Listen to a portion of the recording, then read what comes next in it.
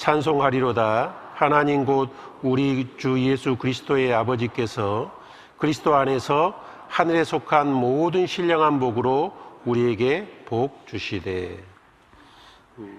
우리가 찬양하고 찬송해야 될 내용이 있는데, 바로 하나님께서 우리 주 예수 그리스도의 안에서 하늘에 속한 모든 신령한 복으로 우리에게 복 주시기를 원하신다는 겁니다. 하나님 아버지께서는 우리에게 창세전부터 복 주시기를 원하셨고 많은 것들을 해 오셨습니다. 복 많이 받고 계세요? 이 복을 우리가 충분히 받고 더 풍성히 받기를 하나님께서 가장 원하고 계십니다. 그래서 오늘은 이 말씀을 이제 네 가지로 좀 생각을 해보겠습니다. 하늘에 속한 신령한 복이라 그랬으니까 첫 번째는 복이 무엇인가? 세상 사람들이 생각하는 복과 성도가 생각하는 복은 전혀 다르다는 거예요. 복을 올바르게 이해하지 못한다면 우리는 신앙에 큰 손해를 볼 수 있습니다.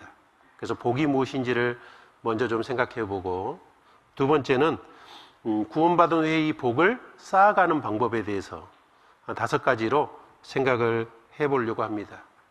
그리고 세 번째는 구체적으로 하늘에 속한 신령한 복이 무엇인지에 대해서, 그리고 네 번째로는 이 신령한 복은 오직 그리스도 예수 안에서만 주어진다는 겁니다. 그래서 그리스도 예수 밖에서는 이 복이 없다는 겁니다. 그래서 그리스도 예수 안에서가 너무너무 중요한 문제인 거죠. 그래서 이 네 가지를 통해서 하나하나 좀 생각을 해보려고 합니다. 먼저는 첫 번째는 복이 무엇인가? 여러분들, 세상 사람들이 생각하는 복은 뭐죠? 뭐예요? 잘 먹고, 그 다음에 잘 살고, 부자가 되고, 그리고 명예와 권세를 얻고, 또 나이가 들면 그것을 자녀들에게 잘 물려줄 수 있으면 그것이 복이라고 생각합니다. 그래서 저희의 신은 배라 그랬잖아요. 먹고 사는 문제가 그들의 복의 핵심이고, 그것을 바라는 그런 신을 그들은 만들어내고 창조해내고 그에게 복 달라고 하고 있는 겁니다. 여러분, 그게 지금도 복이라고 생각하세요? 내가 만약 그것을 지금도 복이라고 생각한다면 우리의 신앙에는 큰 위기가 닥쳐올 수밖에 없다는 겁니다. 구원받은 후에 이 복의 기준이 바뀌지 않은 한 그리스도인이 그것 때문에 얼마나 심각한 신앙의 위기를 가졌는지를 잘 기록한 성경도 있습니다. 한번 그 내용을 한번 살펴볼까요? 우리 에베소 1장은 붙잡고 우리 시편 73편을 찾아가 보겠습니다. 시편 73편입니다.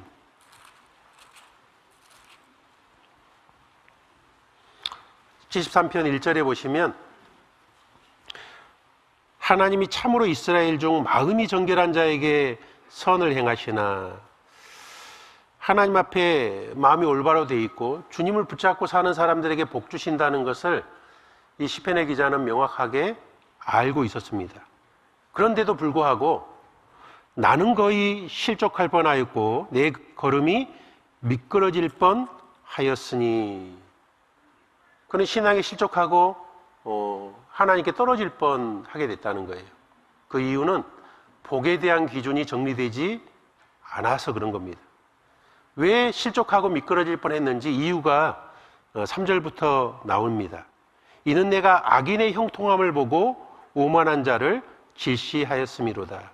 악인이 너무 잘 되는 것을 보고 시기 질투가 났다는 거예요. 어떤 면에서 시기 질투가 났는지를 보니까 4절에 보시면, 저희는 죽는 때에도 고통이 없고 그 힘이 건강하며 타인과 같은 고난이 없고 타인과 같은 재앙도 없나니. 자, 그들은 악하고 오만하고 그렇게 살아가는데 고통도 없고 건강하고 고난도 없고 재앙도 없는 겁니다.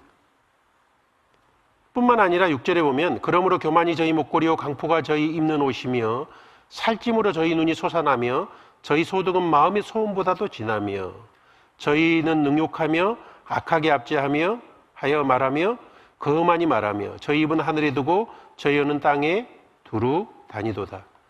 온갖 악한 말을 하고 악하게 살아가는데도 불구하고 그들은 너무 잘 되는 겁니다. 여러분, 악인이 너무 잘 되는데 나도 너무 잘 되면 문제가 없잖아요. 그런데 여러분, 구원받고 우리가 이제 너무 행복했잖아요. 천국 갈 소망이 생기고 너무 감사가 되고, 근데 이제 신앙생활을 이렇게 잘하려면 꼭 열심히 살다 보면 인생이 잘 풀립니까? 꼬입니까? 아직 안 살아보셨나요? 열심히 사니까는 인생이 잘 풀립니까? 놀랍게도 더 많은 고통과 어려움들이 옵니다. 그럼 내가 도대체 무슨 복을 받았단 말인가? 라는 생각이 들 때도 있잖아요. 하나님의 말씀대로 살아가고 더 열심히 복음 전하려고 하면 할수록 우리는 더 많은 어려움과 고통을 대면하게 되잖아요.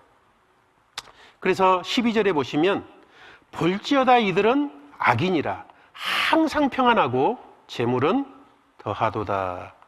내가 내 마음을 정의하며 내 손을 씻어 무죄하다는 것이 실로 헛되도다. 그들은 평안하고 재물을 더하는데 나는 정말 깨끗하고 의롭게 살아가려고 하는데 문제가 생겼습니다. 우리 14절은 같이 읽어보겠습니다. 나는 종일 재앙을 당하며 아침마다 징책을 보았도다. 하나님의 자녀, 그리고 나는 고귀한 것을 추구하고 거룩하게 살려고 하는데 종일 재앙을 당하며 아침마다 징책, 굉장히 어려운 일들을 계속 대면하는 겁니다. 그럼 내가 무슨 복을 받고 있단 말인가? 내가 하나님의 자녀로서 거룩하게 살아가는 것이 무엇이 복일까? 혼란 속에 빠지게 된 거예요. 야, 이 신앙을 버리면은 이제 저 악인들처럼 잘 되는 걸까? 여러분, 우리도 그런 고민 속에 혹시는 있지 않습니까? 그러다가 이 시편의 기자는 깊이 묵상하기 시작했죠. 그리고 결국 답을 찾아내게 되는 겁니다. 그 악인들이 이 땅에서 몇십 년의 인생을 너무 멋지게 잘 사는 사람들이 많습니다. 그런데 그들은 결국 죽음과 함께 영원한 지옥에 간다는 것을 깨닫게 된 거죠. 그래서 17절에 보면 16절 내가 어찌면 이를 알까 하여 생각한즉 내게 심히 곤란하더니 처음에는 답을 찾지 못했습니다. 17절에 하나님의 성소에 들어갈 때야 저희 결국을 내가 깨달았나이다. 우리도 교회 속에서 말씀 속에서 깊이 말씀을 이해되는 가운데 이것을 올바르게 깨닫게 되는 거죠. 18절에 주께서 참으로 저희를 미끄러운 곳에 두시며 파멸에 던지시리니 저희가 어찌 그리 졸지에 황폐되었는가 놀람으로 전멸하였나이다. 아, 내가 영원한 관점에서 보지를 못했구나. 그냥 몇십 년의 이 세상의 삶만을 보니까 마치 나는 복이 아닌 저주를 받는 것처럼 느껴졌던 거죠. 그리고 세상 사람들은 복을 잘 받는 것처럼 그렇게 내 삶 속의 경험이 됐던 겁니다. 그러나 영원한 관점에서 보니 그들은 경각간의 음부에 들어간다는 것을 깨닫게 됐고 영원한 지옥에서 영원한 고통을 받는다는 것도 알게 됐습니다.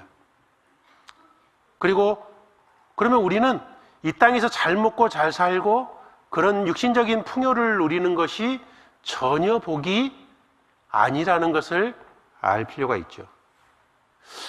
성경에 하나님은 만복의 근원 되신다 그랬습니다. 모든 복은 하나님께로서 오는 거고, 그러면 하나님의 자녀들에게 진짜 복이 무엇일까? 그런 육신적인 것이 복이 아니라면 진짜 복은 무엇일까? 이제 이런 생각이 들잖아요. 우리 행복을 영어로 해피니스라 그럽니다.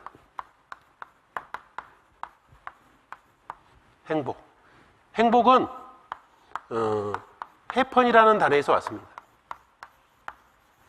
해펀이 뭐냐면 우연히 발생하다 그런 뜻입니다. 그러니까 행복은 우연히 오는 겁니다. 이 happy라는 말은 lucky라는 의미거든요.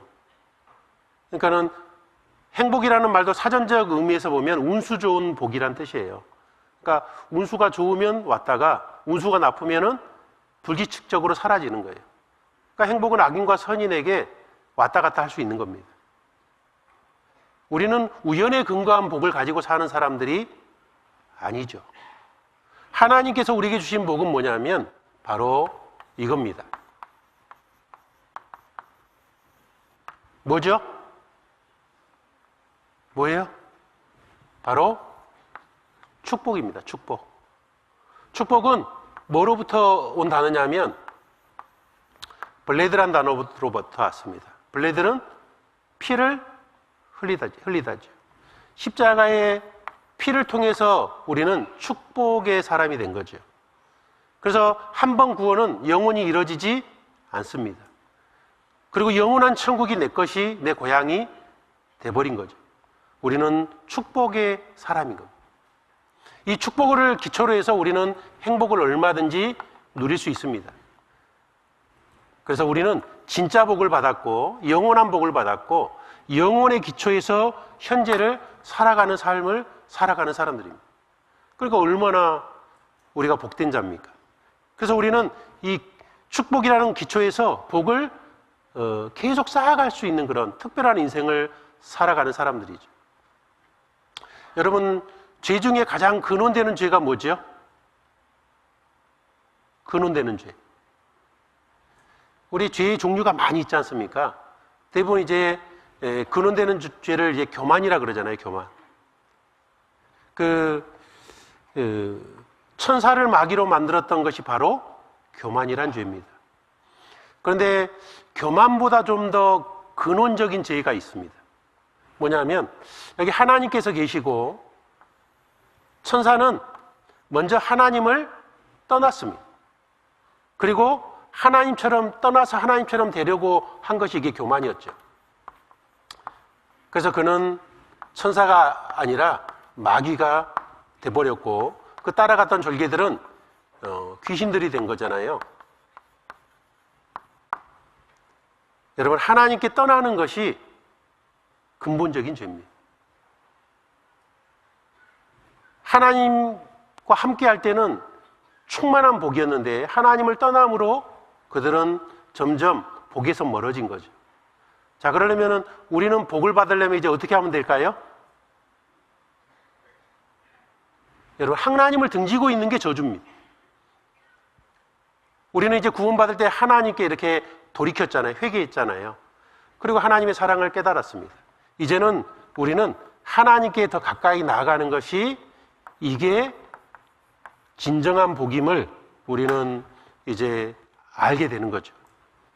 그러니까는 이 땅에서 뭔가 잘 먹고 잘 살고 이런 것들이 복이 아니고 바로 점점 하나님을 알아가고 하나님께 가까이 나가는 것이 그것이 진짜 복인 겁니다. 이 시편의 기자도 그걸 깨닫게 된 거예요. 육신적인 그런 풍요로움 그런 건 전혀 복이 아니구나. 그게 복이 아니라 점점 하나님을 알아가고 하나님을 더 깊이 하나님과 교제하고 하나님의 사랑을 배우고 하나님과 가까워지는 것이 진짜 복이구나. 복의 기준을 이제 바꾸게 된 거죠. 우리 28절, 시편 73편 28절 같이 읽어보겠습니다. 하나님께 가까이함이 내게 복이라. 내가 주 여호와를 나의 피난처로 삼아 주의 모든 행사를 전파하리이다. 하나님을 가까이함이 내게 복이구나. 주님을 피난처로 더 살아갈 수 있는 것이 복이구나. 그리고 이 엄청난 하나님의 은혜를 잘 전하는 것이 진짜 복이구나. 그럼 복의 핵심을 이제 깨닫게 됐죠. 자, 27절도 보면 이렇게 되어 있죠. 대저 주를 멀리하는 자는 망하리니 음녀같이 주를 떠난 자를 주께서 다 멸하셨나이다. 아, 주를 멀리하는 것이 망하는 길이고 멸절되는 길이구나. 반대로 주를 가까이 하는 것이 복이구나. 주님을 나의 피난처로 삼아야 되겠구나. 그 엄청난 은혜를 내가 경험하고 느끼고 그것을 또 전하는 것이 그게 진짜 복이구나. 이제 이것을 이 기자는 그런 삶의 경험을 통해서 정리하게 된 겁니다. 그럼 우리도 세상 사람들이 생각하는 복이 아니라 하나님의 자녀다운 사람으로서의 복을 명확하게 내 마음에 알고 그것을 복의 기준으로 삼아야 되는 거죠. 그렇게 삼고 계세요? 왜 대답이 없으세요? 우리 이거 고민해 봐야 됩니다. 정말 나는 이걸 복으로 생각하는지, 아니면 아직도 세상 사람들이 부럽고 육신적으로 잘 먹고 잘 사는 것이 뭔가 복인 것처럼 나는 생각하고 살아가는지. 이 기준을 바꾸지 못한다면 우리는 항상 신앙의 혼돈 속에서 살아갈 수밖에 없다는 겁니다.